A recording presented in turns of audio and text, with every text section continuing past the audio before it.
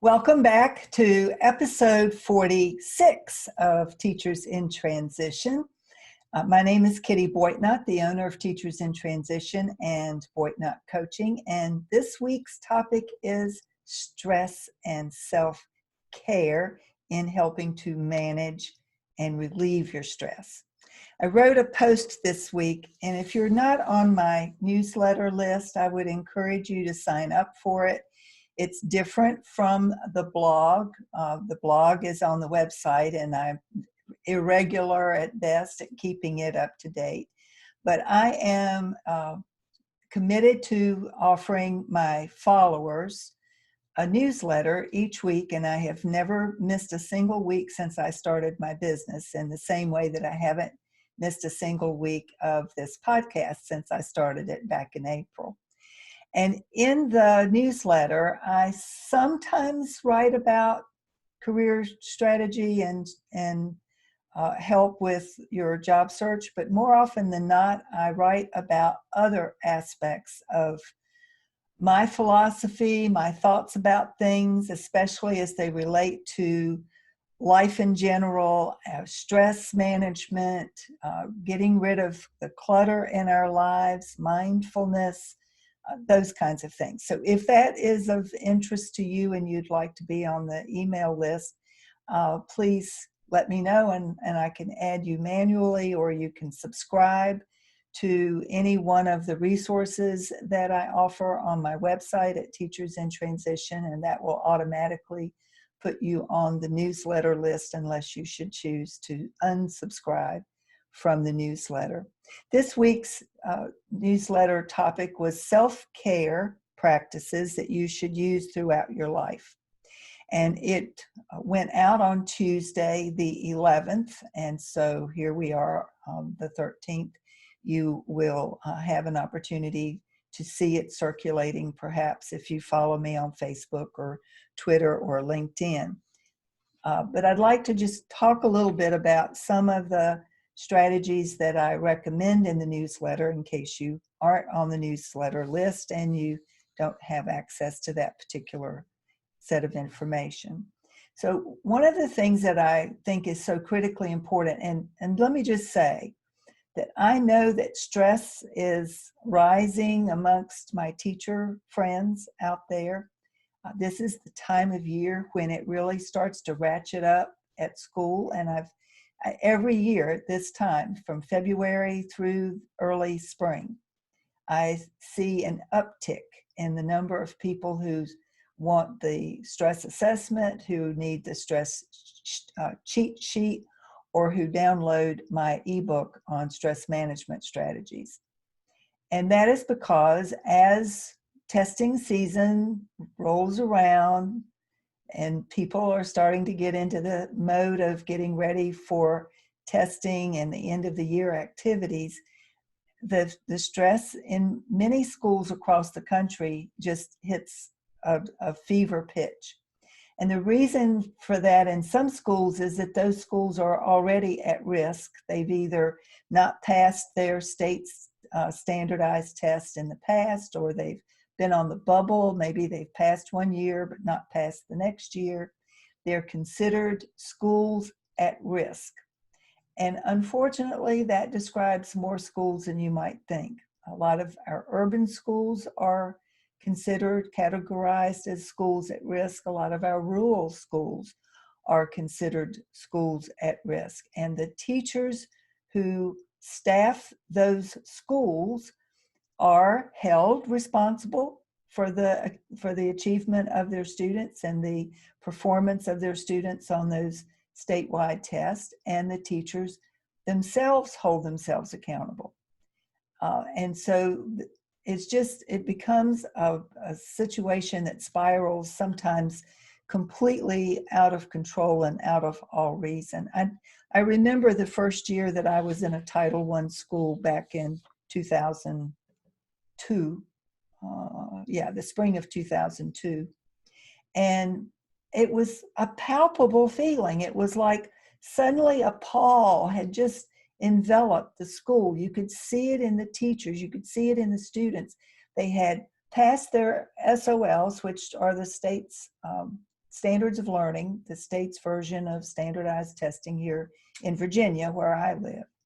They had passed the year before, but they had been in at-risk school for several years prior to that year that they finally passed. And everybody was scared to death. Are we going to be able to do it again? Can we pull it off again? What miracle can we draw on? Or what, could you remember what we did last year? What made the difference last year? And it becomes unsustainable. So a lot of folks are coming to me for help with their stress, and I want to offer as much support and strategies for managing your stress as I possibly can. That's why I want to remind you that self-care is not a luxury, and there are certain self-care practices that you can follow throughout your life every day as part of your routine that can help to relieve your stress and help you to manage your stress so that you can build the resilience that you need. So in the event that something major comes along, not just the day-to-day stress, but some major, death in the family, a divorce, a illness, a horrible diagnosis, that when those kinds of things happen, as they inevitably do in our lives as we progress through our lives, that we have some reserve, we're resilient enough that it doesn't knock us completely flat, that we're able to get back up and keep going. That's what resilience is. And if you haven't been taking care of yourself all along, when those big things come along and knock you on your butt, it's harder and harder to get up if you're not taking care of yourself.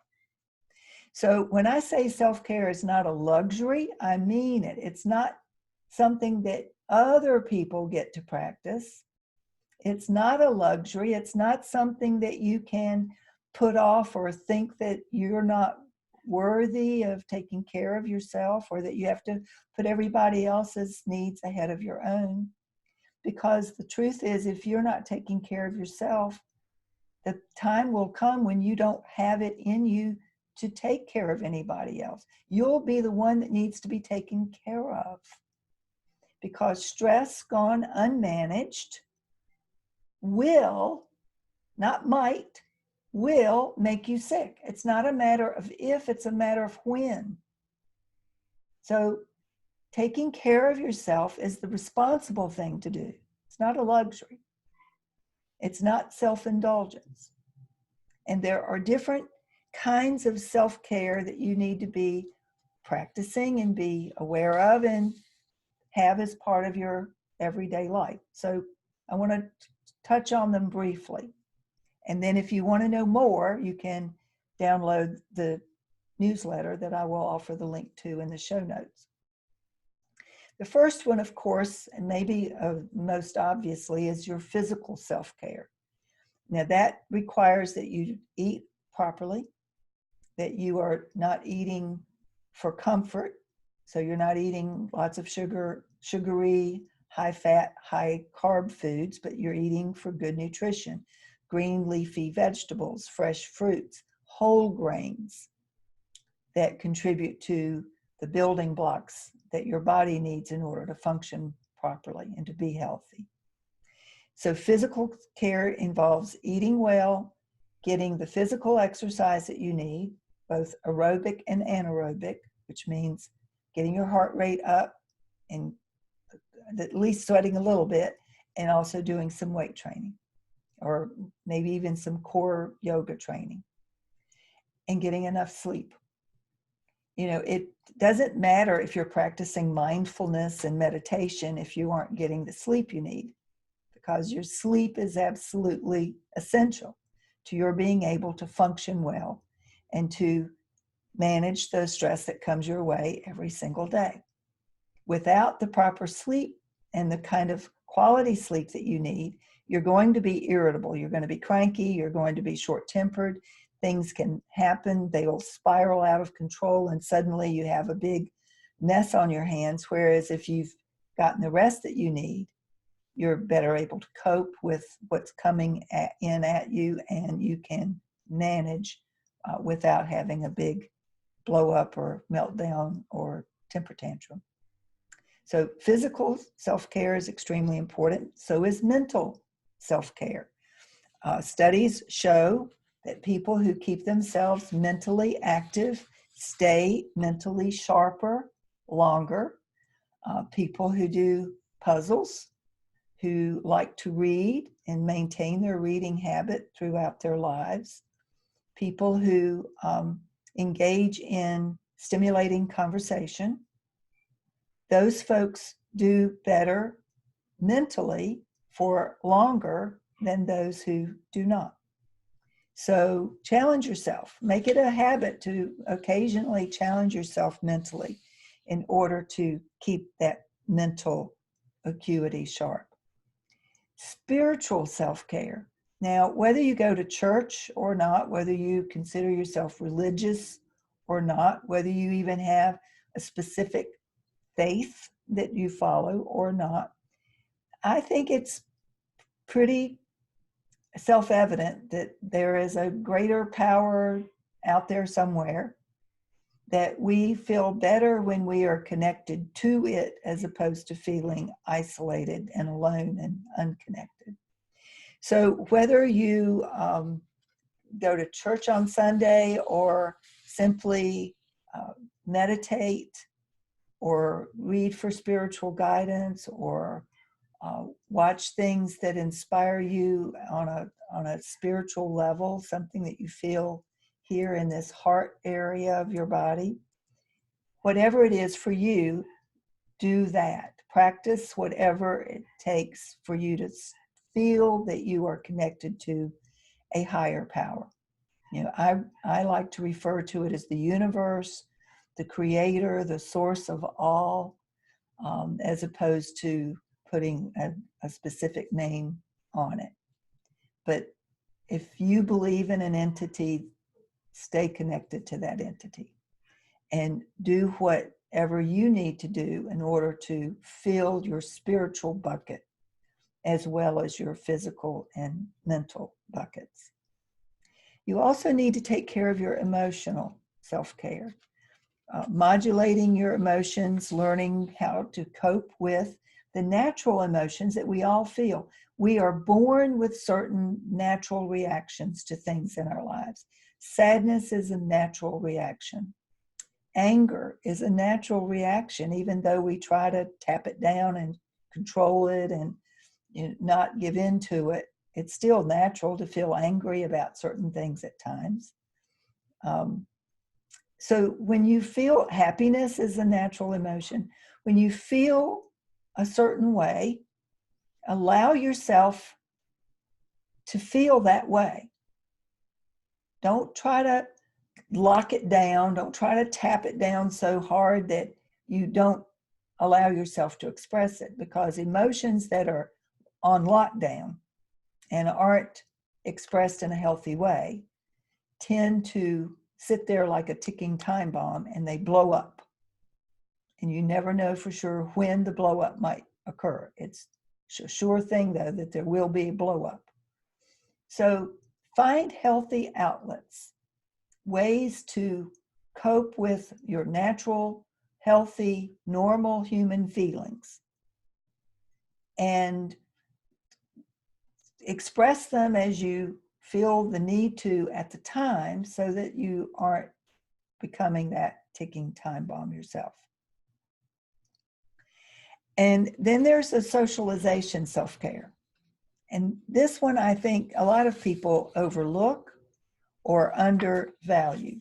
You know, we think because we're connected to all these people on Facebook or Twitter that we're somehow being social. I mean, they're called social platforms, right?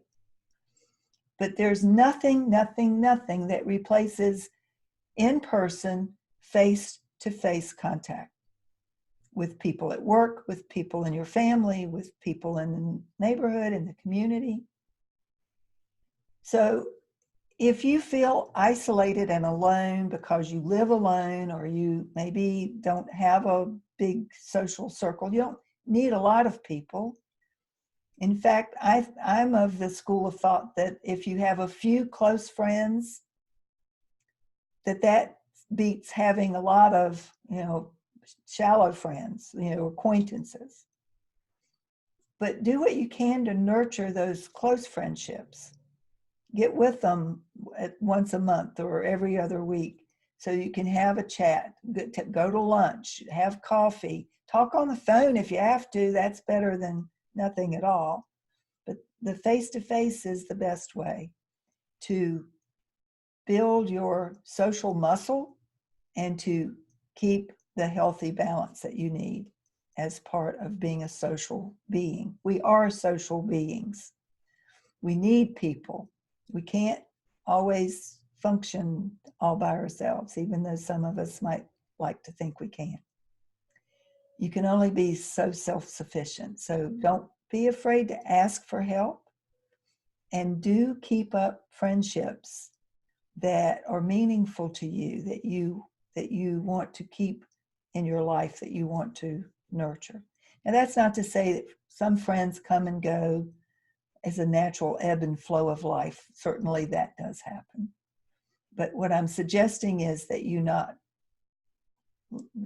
block yourself off from having a social life, being part of a community, whether it's a church, a political group, a meetup where you have something in common that you get together with like-minded people periodically. Whatever it is for you, get with people, be with people, and you'll feel better. So those are just some suggestions for self-care strategies. If you, as I said, if you want to know more, if you'd like to read the newsletter itself, then click on the link and I will be happy to send it your way. That's it for today. Have a great week. I'll see you next week.